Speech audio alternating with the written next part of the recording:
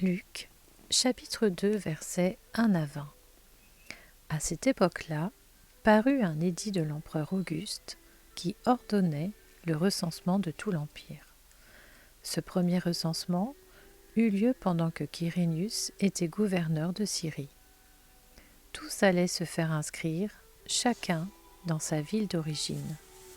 Joseph aussi monta de la Galilée, de la ville de Nazareth, pour se rendre en Judée dans la ville de David, appelée Bethléem, parce qu'il était de la famille et de la lignée de David. Il y alla pour se faire inscrire avec sa femme Marie, qui était enceinte.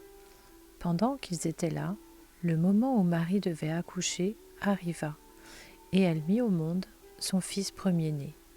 Elle l'enveloppa de lange et le coucha dans une mangeoire, parce qu'il n'y avait pas de place pour eux dans la salle des hôtes. Il y avait dans la même région des bergers qui passaient la nuit dans les champs pour y garder leurs troupeaux. Un ange du Seigneur leur apparut et la gloire du Seigneur resplendit autour d'eux. Ils furent saisis d'une grande frayeur. Mais l'ange leur dit : « N'ayez pas peur, car je vous annonce une bonne nouvelle, qui sera une source de grande joie pour tout le peuple. Aujourd'hui, dans la ville de David, il vous est né un Sauveur qui est le Messie, le Seigneur. Voici à quel signe vous le reconnaîtrez.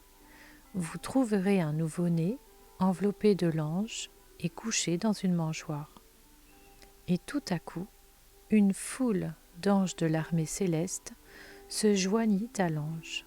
Ils adressaient des louanges à Dieu et disaient : « Gloire à Dieu dans les lieux très hauts, paix sur la terre et bienveillance parmi les hommes. » Lorsque les anges les eurent quittés pour retourner au ciel, les bergers se dirent les uns aux autres : « Allons jusqu'à Bethléem pour voir ce qui est arrivé, ce que le Seigneur nous a fait connaître. » Ils se dépêchèrent d'y aller, et ils trouvèrent Marie et Joseph, ainsi que le nouveau-né couché dans la mangeoire. Après l'avoir vu, ils racontèrent ce qui leur avait été dit au sujet de ce petit enfant. Tous ceux qui entendirent les bergers furent étonnés de ce qu'il leur disait. Marie gardait le souvenir de tout cela et le méditait dans son cœur. Puis les bergers repartirent en célébrant la gloire de Dieu et en lui adressant des louanges à cause de tout ce qu'ils avaient entendu et vu et qui était conforme à ce qui leur avait été annoncé.